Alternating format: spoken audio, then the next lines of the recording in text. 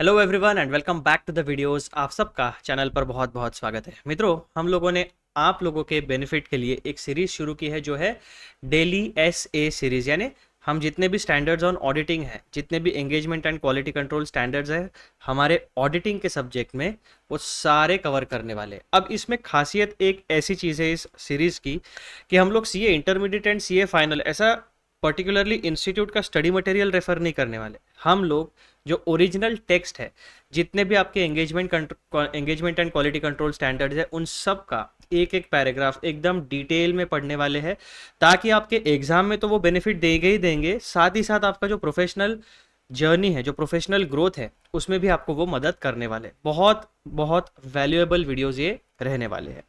तो चलो आज का वीडियो शुरू करते हैं। और आज के वीडियो में हम लोग फिर से हमारे प्रीफेस का ही पैराग्राफ नंबर 8 पढ़ने वाले। हमारा ये जो इंट्रोडक्टरी डॉक्यूमेंट है, इसकी पढ़ाई शुरू है। अभी तक हम लोगों ने 7 पैराग्राफ की पढ़ाई कर ली है। अब इस वीडियो में हम लोग पैराग्राफ नंबर 8 की पढ़ाई करने वाले। अब चलते हैं और देखते हैं कि पैराग्राफ नंबर 8 हमें किस टॉपिक के बारे में ज्ञान प्रदान करता है। तो सबसे पहले आप देखो दोस्तों, यहाँ पे आपको पैराग्राफ नंबर 8 का टाइटल दिख रहा है, यहाँ पे जनरल क्लैरिफिकेशंस। यानी जो हमारे स्टैंडर्ड्स वाला जो सेगमेंट है, उस सेगमेंट में जैसे आपका जीएसटी लॉ हो गया, इनकम टैक्स लॉ हो गया, वहाँ पे क्या आता है, अमेंडमेंट्स आती है in the form of circulars, notifications, order, ऐसे अलग अलग तरीके के नेचर के वहाँ पे अमेंडमेंट्स आती है। वैसे ही यहाँ पर जनरल क्लैरिफिकेशंस आता है। बस ये अमेंडमेंट नहीं होती है, यहाँ पर जो भी कन्फ्यूजन है, जहाँ पर भी क्लैरिटी देने की ज़रूरत है, वो चीज़ें क्लियर कट समझाने के लिए कि कौन सा इंटरप्रिटेशन सही है, किस तरीके से आपको स्टैंडर्ड्स का प्रोविजन फॉलो करना है, उन चीज़ों को क्लैरिफाई करने के लिए आपको जनरल क्लैरिफिकेशंस प्रोवाइड किए जाते हैं।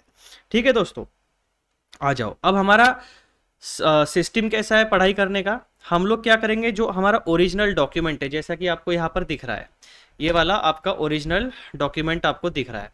यहाँ से हम ओरिजिनल डॉक्यूमेंट का पैराग्राफ पढ़ेंगे और उसके बाद में फिर हम जाएंगे हमारे नोट्स में, जो मैंने आपके लिए स्पेसिफिकली तैयार किए हैं।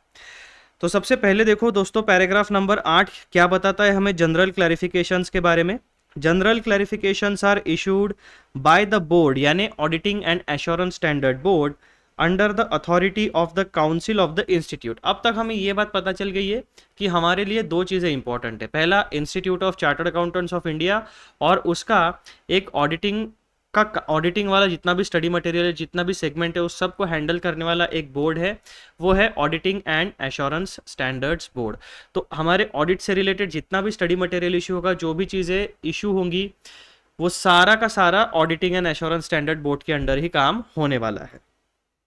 General clarifications are issued by the board under the authority of the council of the institute with a view to clarify any issues arising from the standards। यानी अगर स्टैंडर्ड्स में किसी को कोई प्रॉब्लम है, कोई इशू आता है कि किस तरीके से इसे प्रैक्टिकल लाइफ में अप्लाई करना है, सही इंटरप्रिटेशन क्या है, वो सारी चीज़ों का क्लैरिफिकेशन देने के लिए आपको जनरल क्लैरिफिकेशंस इशू किए जाते हैं। General clarifications are mandatory in nature, यानी ये कंपलसरी है। अगर इंस्टीट्यूट ने किसी पर्टिकुलर स्टैंडर्ड के लिए जनरल क्लैरिफिकेशन इशू किया है, तो वो मैंडेटरीली हम सबको, यानी जितने भी रजिस्टर्ड चार्टर्ड अकाउंटेंट्स हैं जो प्रैक्टिस करते हैं, उन्हें फॉलो करने पड़ेंगे।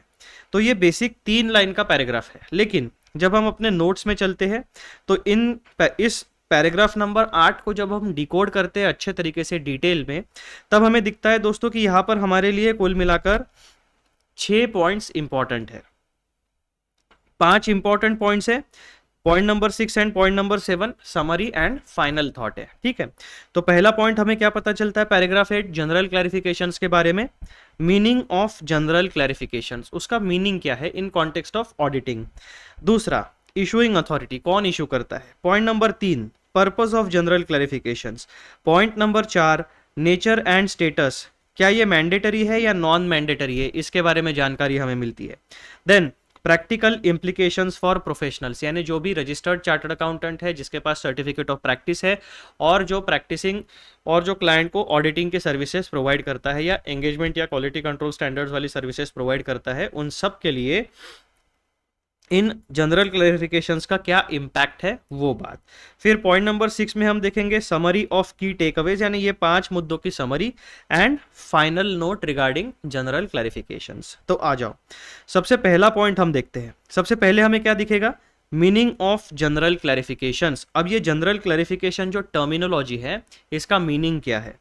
General clarifications are formal pronouncement issued by the auditing and assurance standards board. ठीक है भाई साहब, जनरल क्लैरिफिकेशंस क्या है, फॉर्मल प्रोनाउंसमेंट्स है। ठीक है। Point number 2, these are not new standards, general clarifications are not any new standard। जो existing standards है अगर उनमें कोई issues आते हैं तो उन issues को clarify करने के लिए general clarifications issue किए जाते हैं। These are not new standards but serve to resolve doubts or interpretive issues related to existing standards. अगर किसी प्रोफेशनल को कोई इशू है या इंडस्ट्री में कोई सर्टन इशू रेज होता है regarding engagement and quality control standard, तो जनरल क्लैरिफिकेशन इशू हो सकता है। उसके बाद में प्रोविजंस का इंटरप्रिटेशन किस तरीके से करना है उसको क्लैरिफाई करने के लिए भी general clarifications in context of auditing issue किया जाता है। Point number 3, they ensure uniform understanding and implementation of standards across the profession, यानी पूरे भारत में जो भी क्वालिफाइड चार्टर्ड अकाउंटेंट हैं उनके लिए uniform understanding and implementation of standards, in 2 main मुद्दों को सॉल्व करने के लिए हमें जनरल क्लैरिफिकेशंस मदद करते हैं। ठीक है, चलो पॉइंट नंबर 2 क्या कहता है, issuing authority. General clarifications issue कौन करता है, general clarifications are issued by the auditing and assurance standard board under the authority of the council of ICAI which gives them official and binding status। Official status means properly recognised enforceable, यानी वो law है एक प्रकार का for chartered accountancy profession. उसके बाद binding status, यानी आपको अगर आप चार्टर्ड अकाउंटेंट हो, क्वालिफाइड चार्टर्ड अकाउंटेंट हो, institute of chartered accountants of India के साथ आप रजिस्टर्ड हो, प्रैक्टिसिंग चार्टर्ड अकाउंटेंट हो, सर्टिफिकेट ऑफ प्रैक्टिस आपके पास है, तो आपको ये सारे के सारे general clarifications along with the engagement and quality control standards mandatorily follow करने पड़ेंगे। पॉइंट नंबर 3 क्या पता चलता है हमें, purpose of general clarifications to clarify issues that arise in practice during the application of existing standard. अगर किसी भी प्रोफेशनल को इंडस्ट्री में practically engagement and quality control standards को अप्लाई करने में कोई तकलीफ है तो जनरल क्लैरिफिकेशन वो हमारे इंस्टीट्यूट से मांग सकता है, कम्युनिकेट कर सकता है। उसके बाद may be ambiguous, interpreted differently और रिक्वायर फर्दर इलेबोरेशन। बेसिकली देखो ये दोनों पॉइंट एक साथ पढ़ने आपको। To clarify issues, purpose of general clarifications is to clarify issues that arise in practice during the application of existing standards, to clarify issues that may be ambiguous, interpreted differently or require further elaboration। ठीक है दोस्तों। Then point number 2, to maintain consistency in professional practice across audits, reviews, assurance and related services. जितनी भी ये 4 प्रकार की professional services हम as a chartered accountant provide करते हैं, तो इन चारों प्रोसेसेस में एक पूरे भारत में यूनिफॉर्मिटी एंड कंसिस्टेंसी होनी चाहिए। ऐसा नहीं होना चाहिए कि सीए एक चार्टर्ड अकाउंटेंट अलग तरीके से काम करता है, दूसरा चार्टर्ड अकाउंटेंट अलग तरीके से काम करेगा। अगर कंसिस्टेंसी एंड यूनिफॉर्मिटी नहीं है तो 2 अलग अलग क्वालिफाइड चार्टर्ड अकाउंटेंट्स ने अगर एक ही एंटिटी का रिपोर्ट बनाया है तो वो रिपोर्ट कंपेरेबल नहीं होगा। क्यों? क्योंकि चार्टर्ड अकाउंटेंट 1 ने अलग मेथोडोलॉजी फॉलो की, चार्टर्ड अकाउंटेंट 2 ने अलग मेथोडोलॉजी, अलग प्रोसेसेस फॉलो की, तो दोनों के आउटकम जो होंगे वो भी अलग होने के चांसेस बढ़ जाते हैं। इसीलिए क्या चाहिए हमें, कंसिस्टेंसी एंड यूनिफॉर्मिटी। कोई भी चार्टर्ड अकाउंटेंट हो, अगर वो फाइनेंशियल स्टेटमेंट का ऑडिट करता है, वो रिव्यू करता है, एश्योरेंस या रिलेटेड सर्विसेज देता है, तो उनके प्रोफेशनल सर्विसेज में एक प्रकार की कंसिस्टेंसी, एक प्रकार की यूनिफॉर्मिटी एंड एक प्रकार की क्रेडिबिलिटी एस्टैब्लिश हो जाती है अगर वो प्रॉपर स्टैंडर्डाइज प्रोसेस को फॉलो करते हैं तो। ठीक है दोस्तों। देन पॉइंट नंबर 4 हमें क्या पता चलता है, nature and status, mandatory versus non mandatory. तो पैराग्राफ पढ़ते पढ़ते हमें ये बात तो पता चल गई है कि भाई जनरल क्लैरिफिकेशंस जो है वो मैंडेटरी इन नेचर होते हैं। mandatory in nature. General clarifications must be complied with just like the core standards. जैसे आप engagement and quality control standards को mandatorily follow करते हो, उसी तरीके से general clarifications को भी mandatorily follow करना है. Non-compliance may lead to disciplinary action or be considered a professional lapse, यानी professional misconduct या negligence का केस आपके ऊपर चला सकता है हमारा प्यारा प्यारा institute. Point number 2, this makes them distinct from guidance notes or other non-binding literature issued by the ICAI. ये पॉइंट आपको एक बात एकदम अच्छे तरीके से बता देता है. इंस्टीट्यूट दो प्रकार के मटेरियल इशू करता है. एक मटेरियल जो होता है वो मैंडेटरीली फॉलो करना होता है, और दूसरे प्रकार का मटेरियल होता है वो रिकमेंडेटरी नेचर का होता है, वो एजुकेशनल पर्पजेस का होता है. उसको मैंडेटरीली फॉलो करने की जरूरत नहीं होती है. ये बात आपको पता होनी चाहिए. पॉइंट नंबर 5 में हमें क्या पता चलता है? Practical implications for professionals. Members of ICAI, that is Chartered Accountants, are obligated to be aware of applicable general clarifications, are obligated to integrate them into their work, especially when performing audits or other assurance services. Obligated यानी हमारी responsibility बनती है, यानी chartered accountants की responsibility है कि जो भी जनरल क्लैरिफिकेशंस आपकी प्रोफेशनल सर्विस को अप्लाई होते हैं उनसे रिलेटेड आपके दिमाग में, आपके पास, आपके नॉलेज बेस में अवेयरनेस होना चाहिए, और उन जनरल क्लैरिफिकेशंस को आपको इंटीग्रेट करना है आपके काम में. जब आप ऑडिट या एश्योरेंस सर्विसेज को या कोई भी engagement and quality control standards में कवर की गई कोई भी सर्विस अगर आप प्रोवाइड करते हो तो उसमें आपको जनरल क्लैरिफिकेशंस को सही तरीके से इंटीग्रेट करना पड़ेगा. Clarifications can affect audit procedures, reporting formats, interpretation of accounting or auditing principles, compliance with laws and regulations.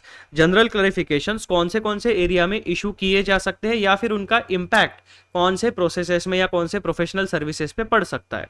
तो जनरल क्लैरिफिकेशंस का इम्पैक्ट ऑडिट की प्रोसीजर्स के ऊपर पड़ सकता है. जनरल क्लैरिफिकेशंस का इम्पैक्ट रिपोर्टिंग फॉर्मेट्स के ऊपर पड़ सकता है. जनरल क्लैरिफिकेशंस का इम्पैक्ट इंटरप्रिटेशन ऑफ अकाउंटिंग या फिर ऑडिटिंग प्रिंसिपल्स के ऊपर पड़ सकता है. जनरल क्लैरिफिकेशंस का impact compliance with laws and regulations के ऊपर भी पड़ सकता है. तो ये बेसिकली उसका स्कोप ऑफ इम्पैक्ट है. फिर अभी तक हम लोगों ने जो 5 मुद्दे डिस्कस किए, कौन से मुद्दे डिस्कस किए हम लोगों ने? Meaning of general clarifications, issuing authority, purpose of general clarifications, nature and status, mandatory या non mandatory, practical implications for professionals. इन 5 मुद्दों की समरी अब हमें यहां पर देखनी है एक छोटे से टेबल में. समरी ऑफ की टेक अवेज. व्हाट यानी जनरल क्लैरिफिकेशंस क्या काम करते हैं? Explanatory clarifications on existing engagement and quality standards, यानी वो नए स्टैंडर्ड्स इशू नहीं करते, कोई नई बात नहीं बताते. जो एग्जिस्टिंग स्टैंडर्ड्स है उसमें जो इशू अराइज होते हैं उनके ऊपर क्लैरिफिकेशन प्रोवाइड करते हैं. कौन इशू करता है उन्हें? Auditing and assurance standard board under the authority of ICAI's council. Purpose क्या होता है जनरल क्लैरिफिकेशंस का? Resolve practical doubts, ensure uniform understanding. Point number 4, binding status. ये मैंडेटरी होते हैं, ऑप्शनल नहीं होते हैं. Scope applicable to all professionals using ICAI standards. Basically जो भी क्वालिफाइड चार्टर्ड अकाउंटेंट है जिसके पास इंस्टीट्यूट का रजिस्ट्रेशन नंबर है, मेंबरशिप नंबर है, सर्टिफिकेट ऑफ प्रैक्टिस है, उन सारे प्रोफेशनल्स के लिए इंस्टीट्यूट के ऑडिट और जो एंगेजमेंट एंड क्वालिटी कंट्रोल में बताई गई 4 सर्विसेज देता है उसको ये स्टैंडर्ड्स जनरल क्लैरिफिकेशंस के साथ मैंडेटरीली फॉलो करने पड़ेंगे. Point number 6, impact on practice. Real life में क्या इंपैक्ट पड़ता है इसका? Affects audit quality, compliance and professional responsibilities. जब आप जनरल क्लैरिफिकेशंस को सही तरीके से समझ के अप्लाई करते हो तो आपके ऑडिट की क्वालिटी बढ़ती है, आप सही तरीके से कंप्लायंस कर पाते हो और अपनी प्रोफेशनल रिस्पॉन्सिबिलिटीज को एकदम सही तरीके से आप डिलीवर कर सकते हो, फुलफिल कर सकते हो. फिर पॉइंट नंबर 7 में इस पूरे मुद्दे के ऊपर एक final thought. General clarifications act like authoritative interpretive notes. एक अथॉरिटी होती है, वो एनफोर्सेबल होती है, मैंडेटरी नेचर की होती है. Though short in format, they hold equal legal and professional weight as the standards themselves. यानी जितना इंपॉर्टेंस आपके स्टैंडर्ड्स का है उतना ही इंपॉर्टेंस जनरल क्लैरिफिकेशंस का भी है। Every chartered accountant must treat them as non negotiable guidance particularly in assurance related services. तो आप कोई भी सर्विस प्रोवाइड करो, आपको क्लैरिफिकेशंस को ध्यान में रखते हुए अपना ऑडिट का जो भी प्रोसीजर है उसको डिज़ाइन करना है एंड उसको इम्प्लीमेंट करना है। तो दोस्तों ये था पूरा का पूरा एक्सप्लेनेशन एकदम सिंपल भाषा में रिगार्डिंग जनरल क्लैरिफिकेशंस। हालांकि यहाँ पे छोटा सा पोर्शन था, लेकिन इस छोटे से पोर्शन में ये 5 मुद्दे, एक समरी और एक फाइनल थॉट, इतनी बातें आपको समझाना ज़रूरी था। इसीलिए हमारे नोट्स में हम लोगों ने ये सारी बातें इंक्लूड की है। आई होप कि आपको एकदम सही तरीके से पैराग्राफ नंबर 8 का अंडरस्टैंडिंग मैंने डिलीवर किया है। ये वीडियो होता है यहाँ पर समाप्त। हम लोग मिलेंगे अगले वीडियो में, तब तक के लिए bye bye and take care and पढ़ाई करते रहिए।